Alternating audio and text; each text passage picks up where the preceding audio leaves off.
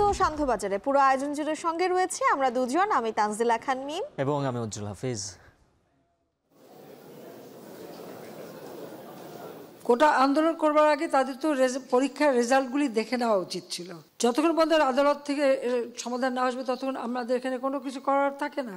আর রাজপথে আন্দোলন করতেই থাকবে, তবে কোনো ধ্বংসাত্মক কাজ করতে পারবে না। প্রশ্নপত্র যারা ফাঁস করে আর যারা সেই প্রশ্নপত্র ক্রয় করে দুজনই অপরাধী। যদি তাদের খুঁজে বের করা যায় তবে তাদের বিরুদ্ধে ব্যবস্থা নেব। অন্যায় বা অবিচার যেটা করবে তাকে আমি ধরবই, তাতে আমার উপরে যত ইমেজ হোক কি হোক এটা আমি পড়া করবো না। উজ্জ্বল, আমরা শুনছিলাম কোটার বিষয়টি আদালতে প্রক্রিয়াধীন রয়েছে, আপাতত এই বিষয়ে আসলে কিছুই করার নেই বলছিলেন প্রধানমন্ত্রী শেখ হাসিনা। এবং চীন সফর নিয়ে আজ সংবাদ সম্মেলন হয়েছে, সেখানে তিনি বলেছেন যারা প্রশ্ন ফাঁস করেছেন এবং যারা প্রশ্ন কিনেছেন তারা দুপক্ষই কিন্তু আসলে সমান অপরাধী। এবং প্রধানমন্ত্রী আরো বলেন দুর্নীতির বিরুদ্ধে সরকার কঠোর বলেই অনেকে ধরা পড়েছে। শান্তবাজারে নিয়ে থাকছে প্রতিবেদন।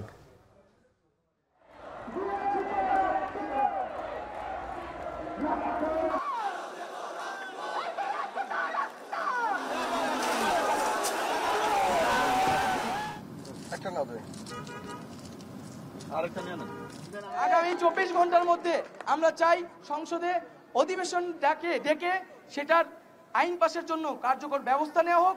এবং আরেকটি বিষয়, আমাদের নামে যে মামলা করা হচ্ছে 24 ঘন্টার মধ্যে সেই মামলা প্রত্যাহার করতে হবে। এবং এই 24 ঘন্টার মধ্যে যদি মামলা প্রত্যাহার না করা হয় তাহলে কিন্তু আমাদের কর্মসূচি কঠোর থেকে কঠোর হবে। কোটা সংস্কারের দাবিতে রাষ্ট্রপতিকে স্মারকলিপি দিল বৈষম্য বিরোধী ছাত্র আন্দোলন। এক দফা দাবি বাস্তবায়নে 24 ঘন্টার সময় বেঁধে দিল আন্দোলনকারীরা। এ নিয়েও আমরা শান্তবাজার বিস্তারিত জানাবো, তবে শুরুতেই প্রধানমন্ত্রীর চীন সফরের সংবাদ সম্মেলন প্রসঙ্গ। প্রধানমন্ত্রী শেখ হাসিনা বলেছেন দুর্নীতি নিয়ে সরকারের কঠোর অবস্থানের কারণে অনেকেই ধরা পড়ছেন। বলেন প্রশ্ন ফাঁসে জড়িতদের ছাড় দেয়া হবে না। গণভবনের চীন সফর নিয়ে সংবাদ সম্মেলনে প্রধানমন্ত্রী আরও বলেন কোটা আন্দোলন নিয়ে আদালত থেকে সমাধান না আসা পর্যন্ত কিছুই করার নেই সরকারের। এ সময় চীন সফর থেকে পাওয়া অর্থ সহায়তার আশ্বাস নিয়ে অস্পষ্টতারও ব্যাখ্যা দেন সরকার প্রধান। বিস্তারিত জানাবেন দেবরাজ দেব। বাংলাদেশের অর্থনৈতিক অংশীদার এশিয়ার বৃহৎ অর্থনীতির দেশ চীনে গেল সপ্তাহেই সফর করেছেন প্রধানমন্ত্রী শেখ হাসিনা। যে সফর গত ১.৫ দশকের কৌশলগত সম্পর্ককে আরেক ধাপ উন্নীত করার, যেখানে মিলেছে প্রযুক্তি, অবকাঠামো সহ বিভিন্ন উন্নয়ন খাতে সহযোগিতা ও আশ্বাস।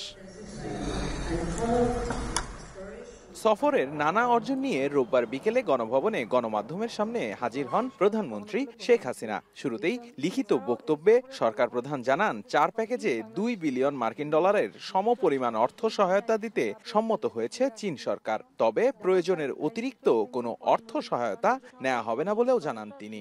দ্বিপাক্ষিক বৈঠকে শি জিনপিং অনুদান, সুদমুক্ত ঋণ, রেয়াতি ঋণ ও বাণিজ্যিক ঋণ, এটা আবার বলি, তিনি কিছু অনুদান দেবেন, আমাদের কিছু কিছু ক্ষেত্রে সুদমুক্ত ঋণ দেবেন, আর রেয়াতি ঋণ ও বাণিজ্যিক ঋণ, এই 4টি ক্ষেত্রে সহায়তার কথা উল্লেখ করেন।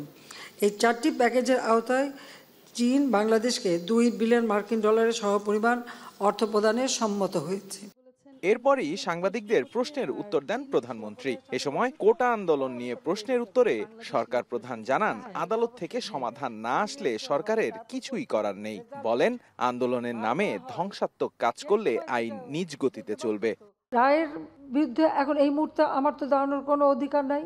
এটা তো আমার সংবিধানও বলে না, আমার পার্লামেন্টও বলে না, কার্যপ্রণালী বিধিও বলে না, কিছুই না। যতক্ষণ পর্যন্ত আদালত থেকে সমাধান না আসবে ততক্ষণ আমাদের এখানে কোনো কিছু করার থাকে না। এটা বাস্তবতা, এই বাস্তবতা তাদের মানতে হবে। আর যদি না মানে কিছু করার নাই, আর রাজপথে আন্দোলন করতেই থাকবে, তবে কোনো ধ্বংসাত্মক কাজ করতে পারবে না। প্রশ্ন ফাঁস ইস্যুতে প্রধানমন্ত্রী বলেন যারা এর সুবিধা নিয়েছে তাদেরও ছাড় দেওয়া হবে না। এ সময় প্রধানমন্ত্রী আরো বলেন দুর্নীতি নিয়ন্ত্রণে আপন পর কাউকে দেখা হবে না। প্রশ্নপত্র যারা ফাঁস করে আর যারা সেই প্রশ্নপত্র ক্রয় করে দুজনই অপরাধী, এতে কোনো সন্দেহ নাই। যদি ওরা বলতে পারে যে অমুকের কাছে বিক্রি করছিলাম, তখন প্রমাণ করতে পারলে সেটা দেখা যাবে। তা আমিও সেটা বিশ্বাস করি যে এর বেনিফিশিয়ারি যারা তাদেরকে ধরা উচিত, তাহলে আর ভবিষ্যতে কেউ করবে না। সংবাদ সম্মেলনে সাবেক মার্কিন প্রেসিডেন্ট ডোনাল্ড ট্রাম্পের ওপর হামলা নিয়ে দুঃখ প্রকাশ করেন প্রধানমন্ত্রী। আমেরিকার মতো সভ্য দেশে যারা গণতন্ত্রের এত বড় প্রবক্তা, এত বড়, সেই দেশে এই ঘটনা ঘটবে কেন, সেটাও তো আমাদের একটা প্রশ্ন। দেবরাজ দেব, এখন, ঢাকা। বৈশ্বিক পরিস্থিতিতে ইউরোপ সহ অনেক দেশ চাপে আছে, সেই সুযোগ ব্যবসায়ীদের নতুন নতুন বাজার খোঁজার তাগিদ দিলেন প্রধানমন্ত্রী শেখ হাসিনা। রোববার সকালে রাজধানীর ওসমানী স্মৃতি মিলনায়তনে জাতীয় রপ্তানি ট্রফি 2021-22 প্রদান অনুষ্ঠানের প্রধান অতিথির বক্তব্যে তিনি একথা বলেন। অন্যদিকে পণ্যের বহুমুখীকরণ এবং গবেষণার মাধ্যমে বাজার বড় করার কথাও বলেন সরকার প্রধান। দেবরাজ দেবের আরও একটি প্রতিবেদন। রপ্তানিতে ভর করেই এগিয়ে যাচ্ছে দেশের অর্থনীতি, যা বিদেশের মাটিতে ব্র্যান্ডিং বাংলাদেশের প্রতিষ্ঠার পাশাপাশি দেশের রিজার্ভ বাড়াতে রাখে অবদান। সরকারের লক্ষ্য 2030 সালের মধ্যে রপ্তানি আয় $1 ট্রিলিয়ন উন্নীত করা। রপ্তানি ট্রফি স্বর্ণ গ্রহণ করার জন্য রপ্তানি খাতকে উৎসাহিত করতে প্রতি বছর দেওয়া হয় জাতীয় রপ্তানি ট্রফি। সেই ধারাবাহিকতায় রবিবার সকালে রাজধানীর ওসমানী স্মৃতি মিলনায়তনে রপ্তানি ব্যুরোর উদ্যোগে 2021-22 অর্থবছরে 32টি বিভাগে 77 ব্যক্তি ও প্রতিষ্ঠানকে রপ্তানি ট্রফি তুলে দেন প্রধানমন্ত্রী শেখ হাসিনা। ট্রফি প্রদান শেষে বক্তব্য শুরু করেন প্রধানমন্ত্রী শেখ হাসিনা। তুলে ধরেন কিভাবে তার সরকার বেসরকারি খাতকে বাণিজ্যের ধারায় গতিশীল রেখেছেন। আমাদের অর্থনীতি এখন বিশ্বে 33তম অর্থনীতিতে উন্নীত হয়েছে। ইনশাআল্লাহ এটা আমরা সামনের দিকে আরো বড় অর্জন করতে পারবো বলে আমার বিশ্বাস। আমাদের দেশের অর্থনীতি এখন যথেষ্ট শক্তিশালী আমরা করতে পেরেছি। কাজে এই যে মাত্র 15 বছরের মধ্যে আমরা এই উন্নতিটা করতে পারলাম, এটা পরিকল্পিতভাবে কাজ করেছি বলেই সম্ভব। বাংলাদেশের মানুষের ক্রয় ক্ষমতা বৃদ্ধিতে আওয়ামী লীগ সরকার কাজ করে যাচ্ছে বলেন প্রধানমন্ত্রী। বৈশ্বিক পরিস্থিতিতে ইউরোপ সহ অনেক দেশ চাপে আছে, সেই সুযোগে ব্যবসায়ীদের নতুন নতুন বাজার খোঁজার তাগিদ দেন সরকার প্রধান। তাদের ইনফ্লেশন বেশি, অর্থনীতি কিন্তু খুব চাপের মধ্যে, কিন্তু সেই ক্ষেত্রে আমাদের জন্য নতুন সুযোগ আছে। আমরা মিডল ইস্ট, জিসিসি কান্ট্রি অর্থাৎ Gulf country, Africa, South Asia, South East Asia, East Asian কান্ট্রিগুলি, ইস্ট ইউরোপের কান্ট্রিগুলি, এদের সাথে যত বেশি আমরা আমাদের যোগাযোগ রাখতে পারবো, আমাদের রপ্তানি বহুমুখীকরণ করতে পারবো। দারিদ্র্যের হার যেটা 25.6 ছিল, আমরা 25.1 ছিল, সেটা আমরা মাত্র 5.6 ভাগে নামিয়ে এনেছি। ইনশাল্লাহ অতি দরিদ্র বলে বাংলাদেশে কেউ থাকবে না। 2026 সাল থেকে আমরা যাত্রা শুরু করব উন্নয়নশীল দেশ হিসেবে। এ সময় পণ্যের বহুমুখীকরণে ব্যবসায়ীদের তাগিদ দিলেন প্রধানমন্ত্রী শেখ হাসিনা। বলেন, পণ্যের বিস্তৃতিতে গবেষণার বিকল্প নেই। এক্ষেত্রে গবেষণার প্রয়োজন হচ্ছে, কোন দেশে আমাদের বাজার আমরা ঢুকতে পারবো, সেটা আমাদেরও সরকারের পক্ষ থেকে আমরা করব, কিন্তু ব্যবসায়ীদেরও কিন্তু নিজেদের পার্টনার নিজেদের খুঁজে নিতে হবে। বক্তব্যে দেশীয় উৎপাদন বাড়ানোর উপর জোর দেন প্রধানমন্ত্রী। প্রেস ও ইলেকট্রনিক মিডিয়ার প্রতিনিধি। দেবরাজ দেব, এখন, ঢাকা। হুজুর, কোটা সংস্কারের দাবিতে এবার পদযাত্রা করে রাষ্ট্রপতিকে স্মারকলিপি দিয়েছে আন্দোলনকারীরা এবং একই সঙ্গে দাবি আদায়ের জন্য 24 ঘন্টার আলটিমেটামও বেঁধে দিয়েছে বৈষম্য বিরোধী ছাত্র আন্দোলন। এবং এই আন্দোলনের সাথে যারা জড়িত তারা বলছেন তাদের দাবি পূরণ না হওয়া পর্যন্ত এই আন্দোলন কিন্তু আরও আগামীতে আরও কঠোর কর্মসূচি তারা দিবেন। এ বিষয়ে বিস্তারিত দেখব সহকর্মী সিফাত শাহরিয়ারের প্রতিবেদনে।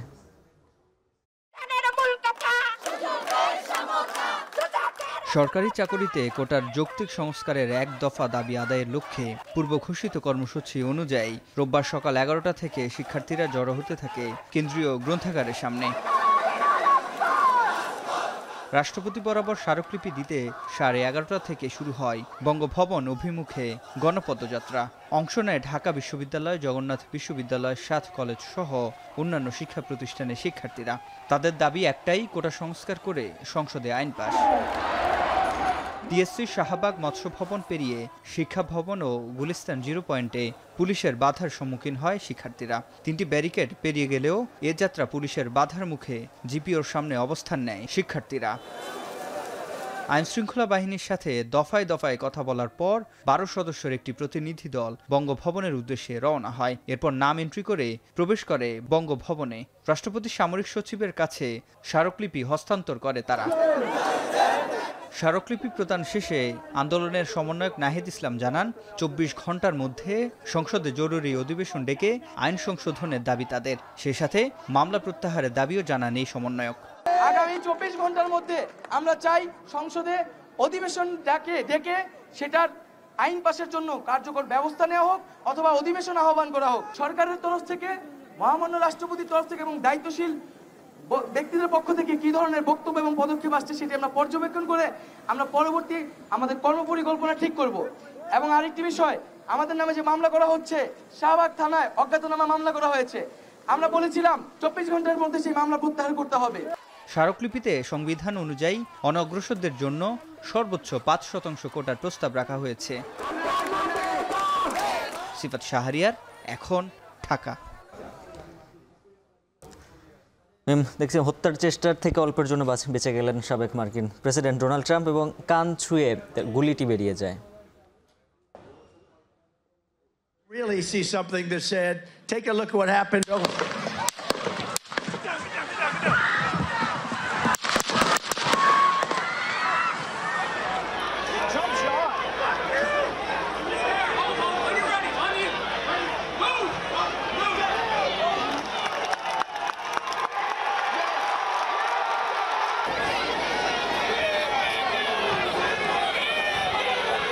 There's no place in America for this kind of violence. It's sick.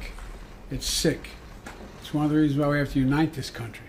We cannot allow for this to be happening. Mister Trump আসলে অন্য যে কোনো প্রার্থীর মতো নন। তিনি কিভাবে ব্যবহার করবেন আমরা জানি না। সকলেই আশা করেন, আমিও আশা করি যে তিনি এর দলীয়করণ, রাজনৈতিকরণ করবেন না, তা থেকে সুবিধা নিতে পারবেন। এই নিয়ে প্রতিবেদন থাকছে সান্ধ্যবাজারে, তবে তার আগে নেব একটা বিরতি। ফিরছি একটু পর, সঙ্গেই থাকুন।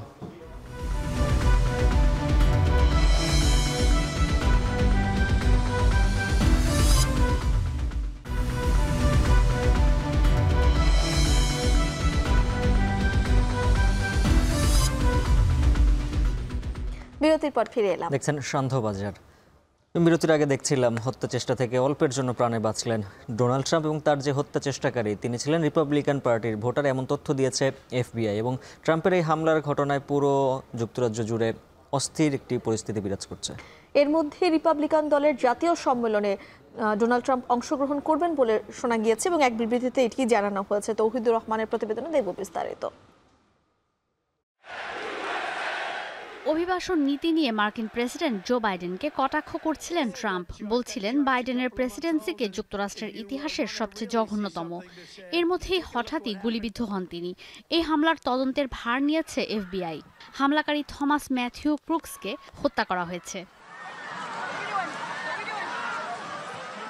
সংবাদ মাধ্যম এনডিটিভির প্রতিবেদন বলছে ভোটার তালিকায় ক্রুকসের রিপাবলিকান হিসেবে নিবন্ধন আছে।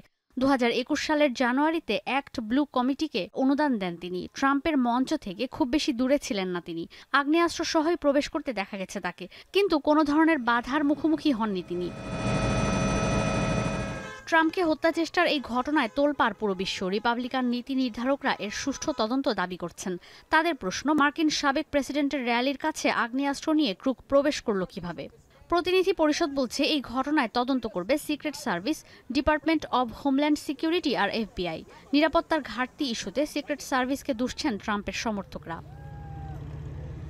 এই হামলার কারণ এখনও জানা যায়নি। নির্বাচনের মাত্র 4 মাস আগে ট্রাম্পের ওপর এই হামলার কারণে নিন্দার ঝড় বইছে ডেমোক্র্যাটদের বিরুদ্ধে। রাজনীতিবিদদের পাশাপাশি মার্কিন নাগরিকরাও রাজনৈতিক অস্থিতিশীলতার আশঙ্কা করছেন। Yeah, so everyone had to go through metal detectors. There was a long line of Secret Service. I got through one of these expedited lines, and so it was a little bit shorter, but everyone had to walk through metal detectors. Everyone had to take out their phone and their keys and their badges. And বিভিন্ন সংবাদ মাধ্যমে উঠে এসেছে এই ঘটনার প্রেক্ষিতে মার্কিন রাজনীতিতে সহিংসতার অভিশপ্ত কালো অধ্যায়। সিক্রেট সার্ভিসের সাবেক কর্মকর্তারা বলছেন এই হামলা মার্কিনদের নেতা নির্বাচনের স্বাধীনতার ওপর হয়েছে, গণতন্ত্রের ওপর হয়েছে। Different layers of protection that are put in place for various types of visits. Need to remember that former President Trump is just that, a former president. So he doesn't necessarily, unless based upon intelligence situations, get all of the different assets that are available to the president or the vice president. He does get a very robust.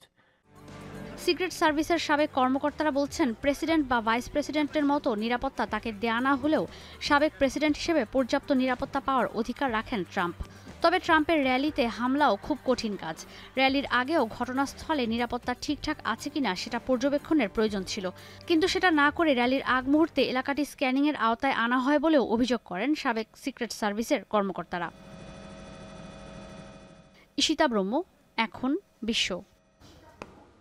বলছিলাম হামলাকারী যিনি রয়েছেন, তিনি Republican পার্টির প্রার্থী এবং voter তালিকায় তার নাম ছিল। এই তথ্য দিয়েছে FBI। এই বিষয়ে আরেকটি প্রতিবেদন দেখে আসবো। পেনসিলভেনিয়ার বাটলারে নির্বাচনী সভায় বক্তব্য দিচ্ছিলেন ট্রাম্প। হঠাৎই পরপর গুলির শব্দ, সঙ্গে সঙ্গে মঞ্চে বসে পড়েন ট্রাম্প। এ সময় সিক্রেট সার্ভিস এজেন্টরা মঞ্চে ঝাঁপিয়ে পড়ে মানবঢাল বানিয়ে তাকে ঘিরে রাখে। পরে সরিয়ে নেওয়া হয় হাসপাতালে। জানানো হয়, মঞ্চ থেকে সাবেক প্রেসিডেন্টকে সরিয়ে নেওয়ার সময় সামান্য আঘাত পেলেও তা গুরুতর নয়। তবে ভিডিও ফুটেজে ট্রাম্পের কান ও মুখমণ্ডলে রক্তক্ষরণ দেখা গেছে। নিরাপত্তা বাহিনীর পাল্টা গুলিতে মারা যায় সন্দেহভাজন হামলাকারী। এ সময় ট্রাম্পের এক সমর্থকও নিহত হন। গুরুতর আহত আরও 2 জনকে হাসপাতালে ভর্তি করা হয়েছে। হামলার পরপরই ট্রাম্পের প্রচার শিবির জানায় সুস্থ আছেন সাবেক প্রেসিডেন্ট। হাসপাতাল থেকে সামাজিক মাধ্যম এক্সে এক বার্তায় ট্রাম্প জানান, হামলার সময় একটি গুলি তার কানের ওপরের অংশ ঘেঁষে বেরিয়ে যায়। এমন একটি ঘটনা মার্কিন মুলুকে ঘটতে পারে তা ভাবতেও পারেন না তিনি।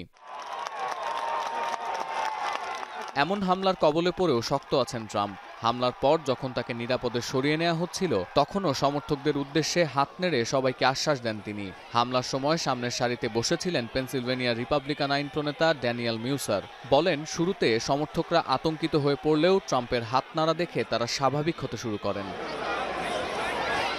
শেষ খবর পাওয়া পর্যন্ত হাসপাতাল থেকে ছাড়া পেয়েছেন ট্রাম্প। ব্যক্তিগত বিমানে চড়ে ফিরেছেন নিউ জার্সির বাড়িতে। এরই মধ্যে হামলাকারীর পরিচয় প্রকাশ করেছে FBI। 20 বছর বয়সী ওই তরুণের নাম থমাস ম্যাথিউ ক্রুকস। পেনসিলভেনিয়ার নিবন্ধিত রিপাবলিকান সমর্থকদের তালিকায় নাম আছে তার। CNN জানায়, সমাবেশ থেকে 50 ফুট দূরে একটি উঁচু ভবনের ছাদ থেকে এই হামলা চালানো হয়। ট্রাম্পকে হত্যার উদ্দেশ্যেই বন্দুকধারী গুলি চালিয়েছেন। আইন শৃঙ্খলা বাহিনীর প্রাথমিক তদন্তে এমনটা উঠে এসেছে। এক প্রত্যক্ষদর্শী হামলাকারীকে ভবনের ছাদে উঠতে দেখে পুলিশকে সতর্ক করার চেষ্টা করেন। তবে পুলিশ কিছু বুঝে ওঠার আগেই গুলি চালায় ওই ব্যক্তি। এদিকে ঘটনার পরপরই ট্রাম্পের সঙ্গে কয়েক দফা কথা বলার চেষ্টা করেন প্রেসিডেন্ট জো বাইডেন। পরে অবশ্য ফোনে কথা বলেন 2 নেতা। There's no place in America for this kind of violence. It's sick. It's sick. It's one of the reasons why we have to unite this country. We cannot allow for this to be happening. We cannot be like this. We cannot condone this. এদিকে new ইয়র্কে Trump টাওয়ারের সামনে নিরাপত্তা জোরদার করা হয়েছে। এছাড়া ফ্লোরিডার মার আ লাগোর সামনে জড়ো হন ট্রাম্পের সমর্থকরা। সাবেক প্রেসিডেন্ট অক্ষত থাকায় স্বস্তি প্রকাশ করেন তারা। He tried to lift his feet and say five. I saw him put his fist up, that he's still here. God bless him. I don't know if I could have done it. What a brave, courageous man. Take a look at what happened. সাবেক প্রেসিডেন্টের ওপর এই হামলায় নিন্দা ও গভীর উদ্বেগ জানান বিশ্ব নেতারা। সামাজিক মাধ্যম এক্সে বার্তা দিয়েছেন ভারতের প্রধানমন্ত্রী নরেন্দ্র মোদী, ব্রিটেনের নবনির্বাচিত প্রধানমন্ত্রী কিয়ার স্টারমার, ইসরায়েলের প্রধানমন্ত্রী বেনিয়ামিন নেতানিয়াহু, বার্তা দিয়েছেন হাঙ্গেরি, অস্ট্রেলিয়া, জাপান সহ আরও বেশ কয়েকটি দেশের রাষ্ট্রপ্রধানও। সতীর্থ কর্মকার, এখন বিশ্ব। এদিকে ডোনাল্ড ট্রাম্পের উপর হামলার ঘটনার পেছনে রাজনৈতিক সহিংসতার প্রভাব পড়তে পারে এমন ধারণা করছেন অনেকে। এখন কথা হচ্ছে যুক্তরাষ্ট্রের অস্ত্র আইন নিয়ে, এবং এই ঘটনাটিকে হত্যা চেষ্টা হিসেবে বিবেচনা করে তদন্ত শুরু করেছে আইন শৃঙ্খলা বাহিনী। বিস্তারিত জানাবেন তানভীর জনি। যুক্তরাষ্ট্রের সাবেক প্রেসিডেন্ট ডোনাল্ড ট্রাম্প এমন এক সময় হত্যা চেষ্টার শিকার হলেন যখন জাতীয় সম্মেলন নিয়ে ব্যস্ত তার দল। 2 দিন পরেই এই সম্মেলনেই ট্রাম্পকে আনুষ্ঠানিকভাবে রিপাবলিকানদের প্রার্থী করার কথা। এমন অবস্থায় সাবেক প্রেসিডেন্টের উপর হামলার পর অনেকেই আশঙ্কা করছেন আসন্ন মার্কিন নির্বাচনে বাড়তে পারে সহিংসতা ও অঘটনের মাত্রা।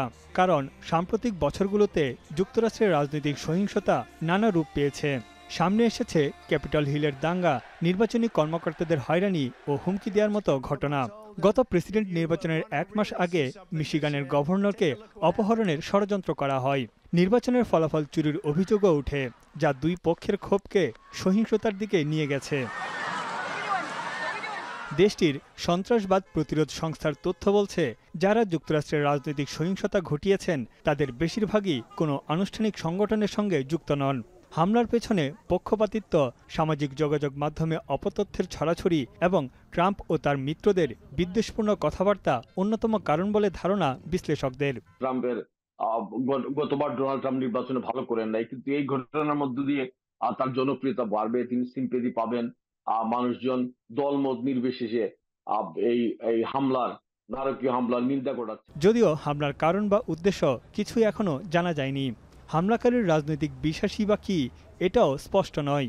হামলার ঘটনাকে হত্যা চেষ্টা বিবেচনা করে তদন্ত শুরু করেছে দেশটির আইনশৃঙ্খলা বাহিনী।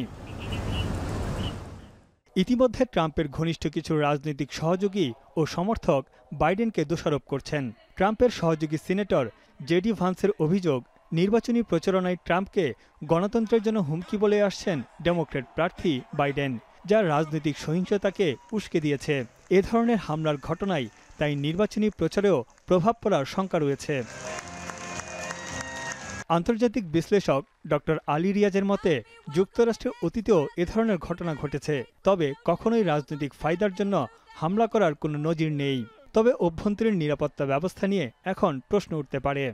মিস্টার ট্রাম্প নিজেও যেটা করেছেন সেটা হচ্ছে এক ধরনের ভায়োলেন্স বা এক ধরনের সহিংসতার দিকে উস্কে দিয়েছেন, সেগুলির একটা প্রতিক্রিয়া হচ্ছে। এটা একটা অ্যাসাসিনেশন অ্যাটেম্প, প্রেসিডেন্ট প্রার্থীকে হত্যা করার চেষ্টা করা হয়েছে, এটা এইভাবে বিবেচনা করা হবে।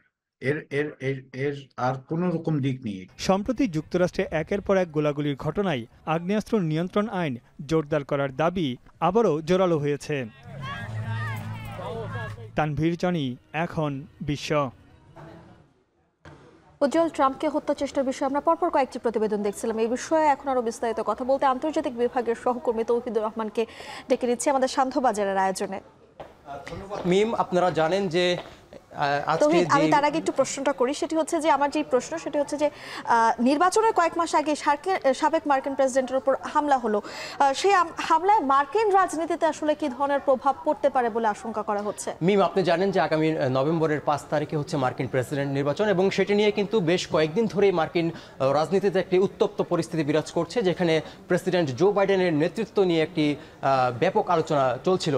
ঠিক এই মুহূর্তে হচ্ছে যখন প্রেসিডেন্ট প্রার্থী রিপাবলিকান দলের প্রার্থী ডোনাল্ড ট্রাম্প যখন হচ্ছে প্রচারণা চালাচ্ছিলেন শনিবার সন্ধ্যায় পেনসিলভেনিয়ায়, সেই প্রচারণার সময় কিন্তু তার উপর হত্যা চেষ্টায় হামলা হয়।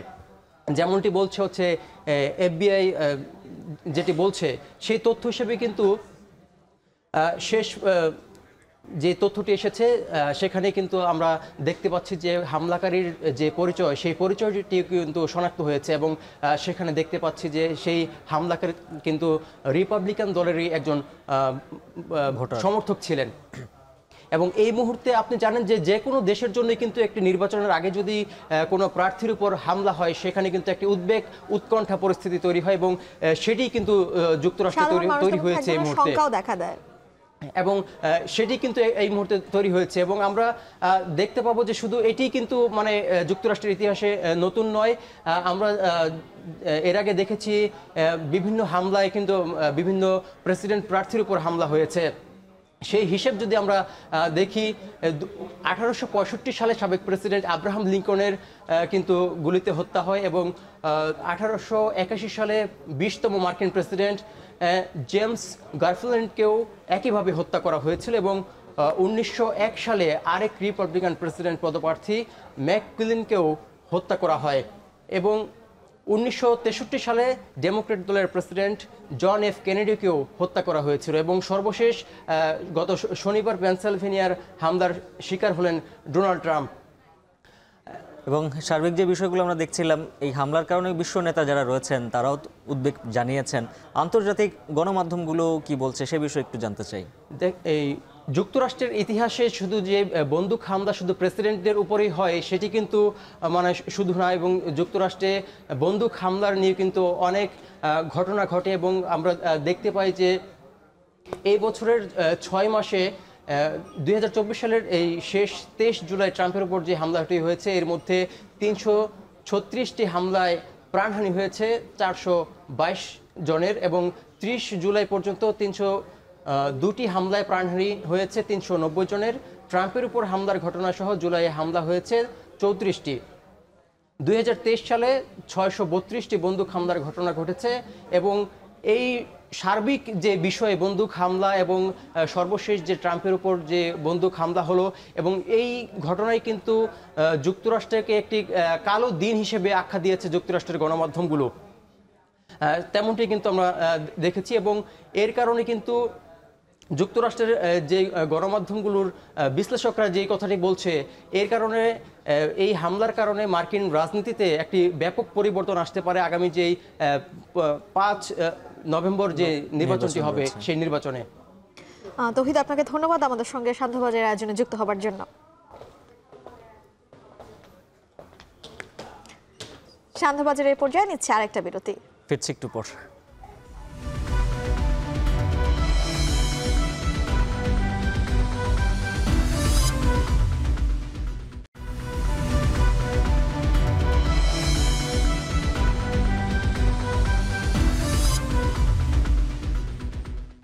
বিরতির পর ফিরে এলাম। দেখছেন সান্ধ্যবাজার। ব্র্যান্ডিং টেইলারিং এর কথা বলতে চাই।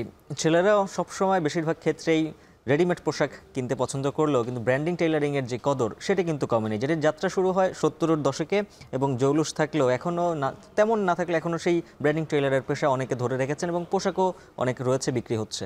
আর গত 3 দশকের পরিসংখ্যান যদি বলি সেখানে কিন্তু বলতে হয় যে দাপটের সঙ্গে ব্যবসা করে যাচ্ছে দেশীয় যেই ব্র্যান্ডগুলো রয়েছে সেই ব্র্যান্ডগুলো, এবং আগে ব্র্যান্ডের কিছু ব্র্যান্ড ছিল বা কিছু ব্র্যান্ডের বিষয়ে মানুষের মধ্যে থাকলেও সেটিকে আসলে সর্বজনীন করেছে এই দেশীয় যে ব্র্যান্ডগুলো রয়েছে সেগুলো। কিন্তু পাশাপাশি ভোক্তাদের একটি অভিযোগ রয়েছে দেশীয় ব্র্যান্ডের কিছুটা তুলনামূলক দাম কিন্তু বাড়তে থাকে। বিস্তারিত জানাবেন আমাদের সহকর্মী মেহরিন আনি। রাজধানীর এলিফ্যান্ট রোড, গাউসিয়া, চাঁদনী চক, নিউ মার্কেট, গাউসুল আজম মার্কেট এই এলাকাগুলো একসময় পরিচিত ছিল দর্জি ঘরের নামে। অভিজাত ঘরানার দর্জির দোকানগুলো মূলত এখান থেকেই শুরু।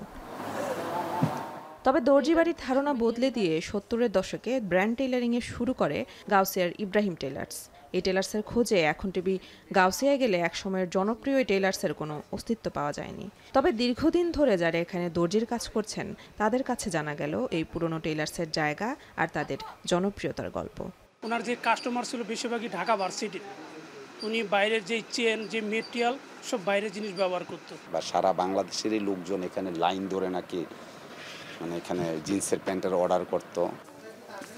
পাওয়া গেল সেই ইব্রাহিম টেইলার্সের ম্যানেজারকেও, যিনি এখন চাঁদনী চক মার্কেটের ব্যবসায়ী সমিতির সভাপতি। তিনি বললেন ইব্রাহিম টেইলার্সে যারা কাটিং মাস্টার হিসেবে কাজ করেছে তারাই এখন রাজধানীতে ব্র্যান্ড টেইলারিংকে ধরে রেখেছে।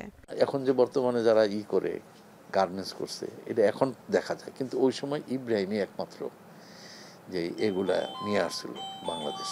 তখন একটা কট কাপড় একটা ছিল, একটু মোটা এরকম রিপ একটা কাপড় ছিল। এটার যে কি চাহিদা ছিল বলা বড় মুশকিল, আর অনেক দামি। আর এগুলো কারা পড়তো? খুব হাই লেভেলের লোকজন পড়তো। ইব্রাহিম টেইলার্সে যারা যেতেন তার মধ্যে ছিলেন বাংলাদেশের অন্যতম আলোকচিত্রী আক্কাস মাহমুদ। যখন জানতে চাওয়া হলো কেমন ছিল তখনকার ফ্যাশন, তখন তিনি জানালেন আগের অভিজাত ঘরানার টেইলারের বানানো কাপড় পরলে সহজেই বোঝা যেত, যা বর্তমানে কোনো ব্র্যান্ড তাদের কাপড়ে তুলে ধরতে পারেনি। ঢাকা শহরে তখন একটা তরুণদের একটা উচ্ছ্বাসের জায়গা ছিল ইব্রাহিম টেইলার্স।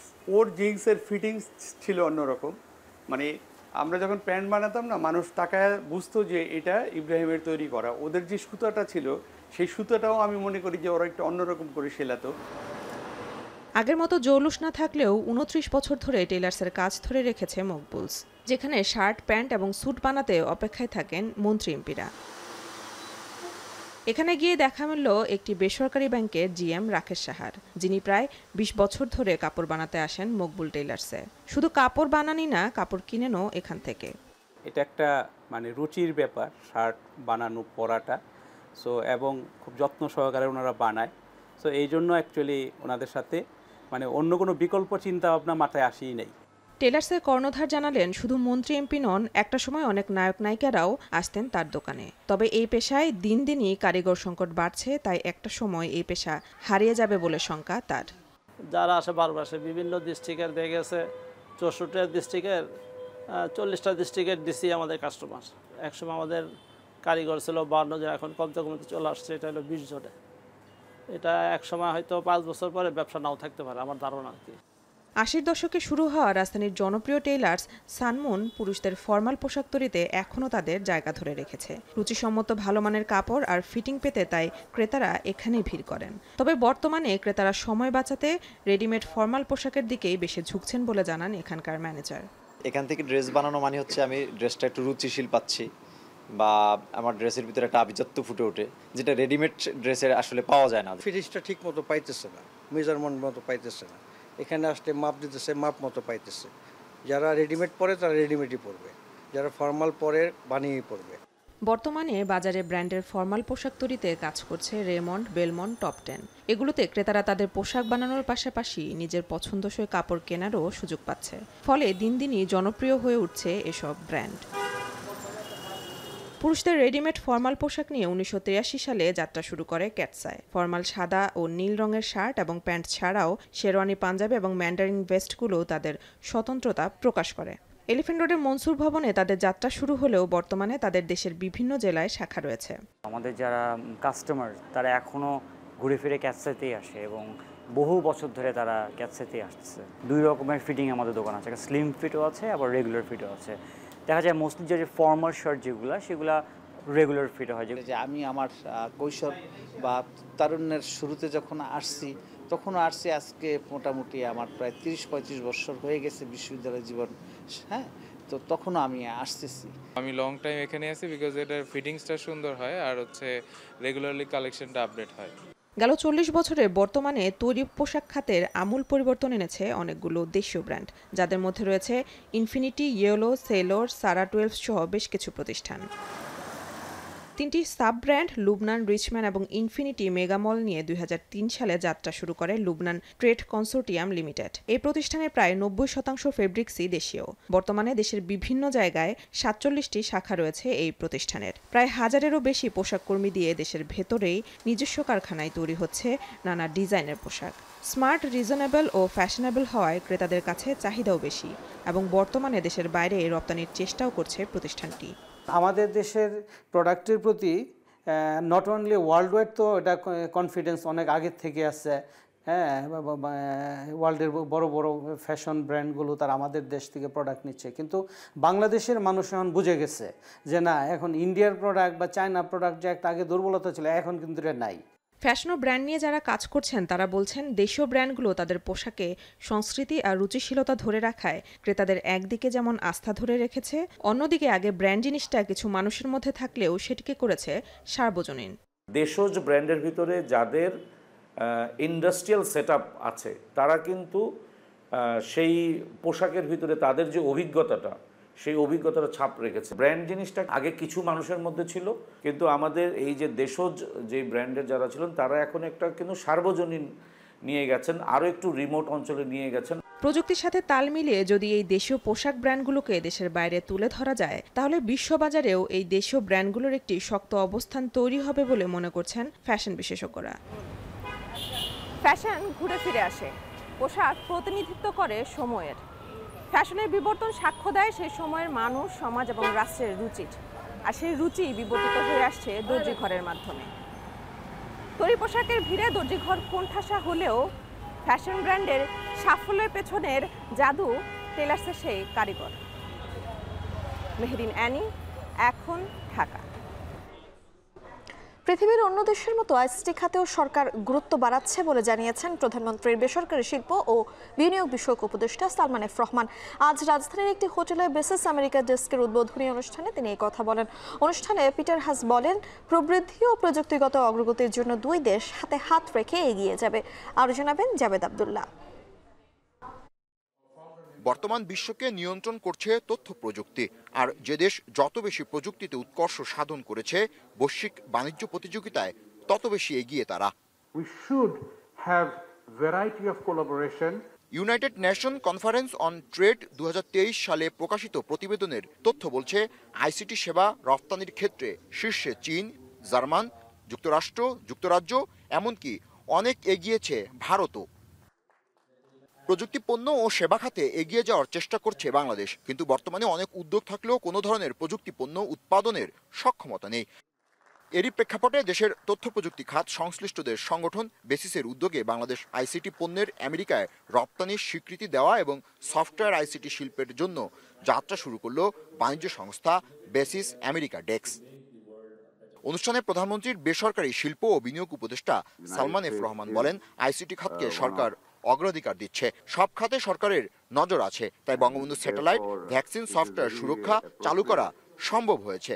এখন দক্ষ জনবল গড়ে উঠলে মানসম্পন্ন পণ্য তৈরি করা যাবে। In the case of development of human resource, which we have seen that you have to involve academia, but always in addition to that, there also has to be a lot of initiative for learning, training as you go on. You see, especially in the ICT field, in the way this technology is developing, the speed at which it is developing, you have to keep pace with the technological developments all the time. অনুষ্ঠানে মার্কিন রাষ্ট্রদূত Peter Haas বলেন, আমেরিকার ব্যবসার সাথে ঘনিষ্ঠ সম্পর্ক গড়ে তোলার জন্য উদ্ভাবন, সহজতর জ্ঞান স্থানান্তর এবং এদেশের জন্য অর্থনৈতিক প্রবৃদ্ধি ও প্রযুক্তিগত অগ্রগতিতে দুই দেশ কাজ করবে। Bangladesh currently does have a low-cost environment for ICT services and can leverage that advantage with smart, innovative, and internationally compatible policies in the ICT sector. It's exactly what you talked about, taking advantage of your demographic dividend. ডাক, টেলিযোগাযোগ ও তথ্য প্রযুক্তি প্রতিমন্ত্রী বলেন, basis America ডেক্স দুই দেশের মধ্যে ICT সহযোগিতা আরও গতিশীল করবে। This initiative will provide BASIS members to showcase their products and services, fostering industry growth through collaborative efforts. Additionally, it will strengthen bilateral business relationships and facilitate market expansion for both nations. Basis America ডেস্কে ২৫০০-এরও বেশি সদস্য কাজ করছে। লক্ষ্য smart Bangladesh 2041, digital economy, শতভাগ cashless লেনদেন। জাবেদ আব্দুল্লাহ, এখন, ঢাকা। শেষ করছি শান্তবাজার। এখন টেলিভিশন ওয়েবসাইটে দেখতে ভিজিট করুন www.ekhon.tv। যারা ফেসবুকে দেখতে ভিজিট করুন facebook.com/tv.ekhon, আর ইউটিউবে সরাসরি দেখতে ভিজিট করুন youtube.com/c/ekhon tv।